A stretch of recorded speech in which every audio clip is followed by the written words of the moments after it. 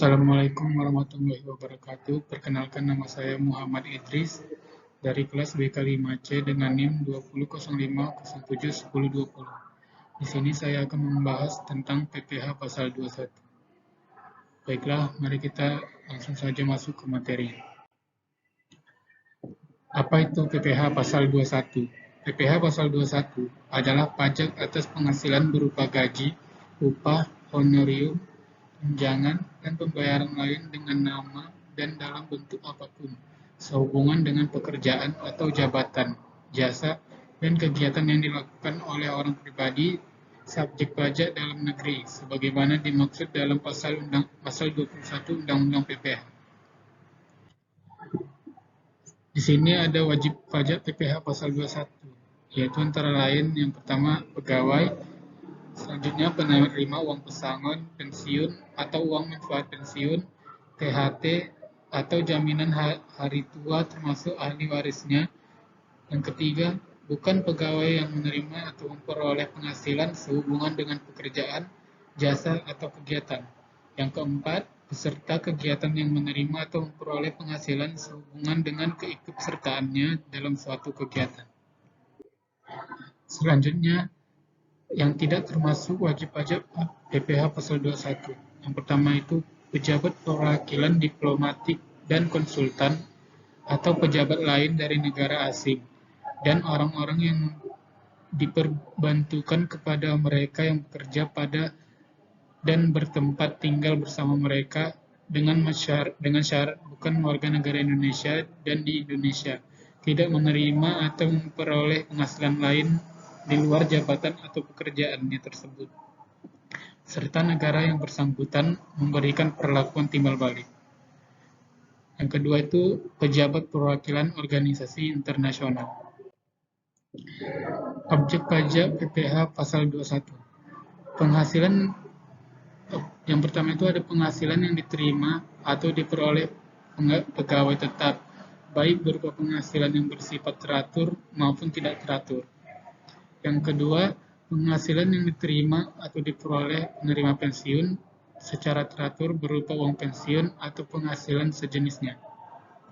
Yang ketiga, penghasilan berupa uang pesangon, uang manfaat pensiun, tunjangan hari tua, atau jaminan hari tua yang dibayarkan sekaligus, yang pembayarannya melewati jangka waktu 2 tahun sejak pegawai berhenti bekerja. Yang keempat, penghasilan pegawai tidak tetap atau tenaga kerja lepas berupa upah harian, upah mingguan, upah satuan, upah borongan, atau upah yang dibayarkan secara bulanan. Yang kelima, imbalan kepada bukan pegawai, antara lain berupa honorium, komisi, fee, dan imbalan sejenisnya dengan nama dan dalam bentuk apapun sebagai imbalan sehubungan dengan pekerjaan jasa dan kegiatan yang dilakukan.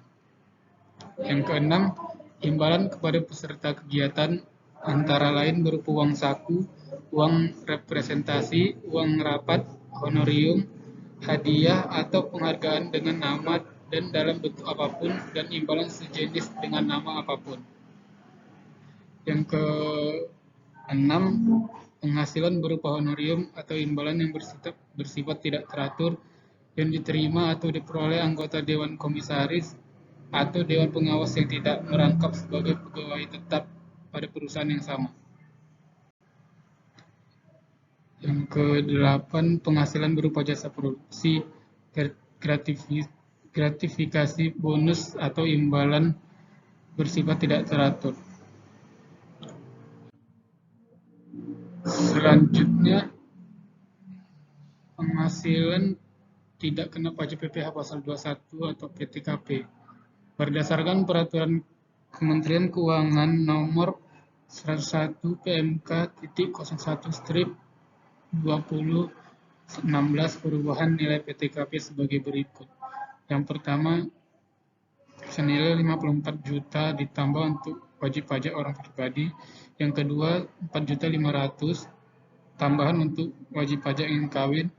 Yang ketiga, 54 juta tambahan untuk seorang istri yang penghasilannya digabung dengan penghasilan suami sebagaimana dimaksud dalam pasal 8 ayat 1. Yang keempat, 4.500.000 tambahan untuk setiap anggota keluarga, saudara, dan semenda dalam garis keturunan lurus serta anak angkat yang menjadi tanggungan sepenuhnya paling banyak 3 orang untuk setiap keluarga. Terima kasih kepada rekan saya Muhammad Idris, dan di sini saya Pranston Yuta Barat akan melanjutkan presentasi yaitu tarik pajak. Berdasarkan ketentuan pasal 17 ayat 1 Undang-Undang PPH, besarnya tarik pajak penghasilan yang diterapkan atas PKP, atas wajib pajak dalam negeri, dan wajib pajak luar negeri yang menjalankan usaha atau melakukan kegiatan di Indonesia melalui BUT di Indonesia sebagai berikut. Lapisan penghasilan kena pajak sampai dengan 50 juta rupiah dikenakan tarif pajak sebesar 5%. Di atas 50 juta sampai dengan 250 juta dikenakan pajak 15%. Di atas 250 juta sampai dengan 500 juta dikenakan tarif 25%. Di atas 500 juta dikenakan 30%. Selanjutnya kepemilikan NPWP. Yang pertama, bagi wajib pajak tidak memiliki NPWP, maka untuk setiap lapisan tarif dikenakan persentase 20% lebih tinggi. Yang selanjutnya, pengenaan tarif lebih tinggi tidak berlaku untuk objek pajak PPh 21 yang bersifat final. Yang selanjutnya, jika NPWP diperoleh di pertengahan tahun berjalan, maka perubahan perhitungan berlaku untuk periode setelahnya dan tidak berlaku surut. Yang selanjutnya atau yang terakhir, atas pajak lebih bayar yang dibebankan di periode sebelumnya di tahun berjalan dapat dijadikan dasar untuk menyesuaikan atau mengurangi pajak di periode setelahnya. Lanjut ke dasar pengenaan. Yang pertama, berlaku PKP sama dengan penghasilan neto dikurangi PTKP, di mana itu adalah pegawai tetap dan penerima pensiunan berkala. Nomor 2, berlaku PKP sama dengan penghasilan bruto dikurangi PTKP, di mana pegawai tidak tetap yang penghasilannya dibayarkan bulanan dan pegawai tidak tetap dengan penghasilan kumulatif sebulan melebihi 4.500.000. Yang selanjutnya berlaku PKP sama dengan 50% dari penghasilan bruto dikurangi PTKP per bulan, yaitu bukan pegawai yang menerima penghasilan berkesinambungan baik tenaga ahli maupun bukan. Dasar pengenaan nomor 2 yaitu penghasilan yang melebihi 450.000 sehari. Berlaku bagi pegawai tidak tetap yang menerima upah harian, mingguan, satuan, atau borongan. Dan berlaku sepanjang penghasilan kumulatif sebulan tidak melebihi 4.500.000. 50% dari penghasilan bruto, yaitu bukan pegawai yang menerima penghasilan tidak berkesinambungan, baik tenaga ahli maupun bukan. Penghasilan bruto, yaitu seluruh jumlah penghasilan yang diterima atau diperoleh dalam suatu periode atau saat dibayarkan, dan berlaku atas penghasilan yang diterima oleh pihak selain yang telah diatur berdasar ketiga DPP sebelumnya. Selanjutnya, elemen PTKP. Elemen wajib pajak sendiri, PTKP-nya sebesar 54 juta, status kawin PTKP-nya 4.500.000, tanggungan per orang dengan jumlah maksimal 3 orang tanggungan sebesar 4.500.000, PTKP bagi istri yang penghasilannya digabung sebesar 4.500.000. Di sini saya akan menjelaskan atau memaparkan tentang perhitungan teknis mengenai PPh pasal 21.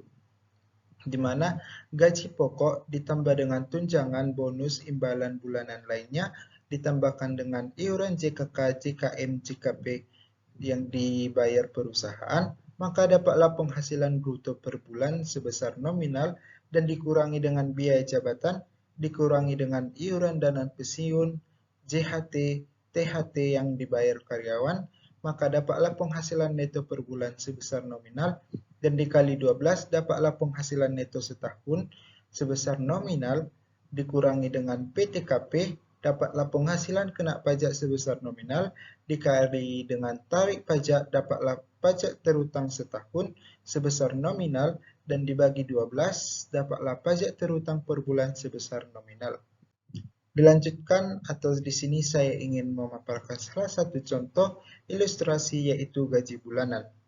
Arbi pada tahun 2017 memperoleh gaji sebulan sebesar 6 juta dan membayar iuran pensiun yang ditanggung sendiri sebesar 250.000. Arbi telah menikah dan memiliki 2 orang anak. Bagaimanakah perhitungan PPh 21 dan jumlah yang dibuat pada saat membayar gaji? Jawabannya yaitu gajinya tadi sebesar 6 juta, pengurangan yang pertama biaya jabatan sebesar 300.000, iuran pensiun sebesar 250.000, maka pengurangannya yaitu 550.000, dapatlah total penghasilan sebesar 5.450.000 yang dimana itu didapatkan dari gaji 6 juta dikurang dengan pengurangan 550.000. Maka dapatlah penghasilan setahun sebesar 65.400.000 rupiah. Di sini dibuat PTKP sendiri 54 juta, yang Arbi kawin sebesar 4.500.000, tanggungan 2 anak sebesar 9 juta, maka dapatlah PTKP dari saudara Arbi sebesar 67.500.000. Penghasilan kena pajaknya itu minus 2.100.000, maka pajaknya tidak dihitung. Maka jurnal yang dibuat pada saat membayar gaji yaitu beban gaji di debit sebesar 6 juta dan kas di kredit sebesar 6 juta. Demikian presentasi yang dapat kami sampaikan. Saya Pranstuani Huta Barat. Jika ada kesalahan kata maupun kesalahan dalam membaca angka, saya mohon maaf dan saya akhiri dengan kata terima kasih.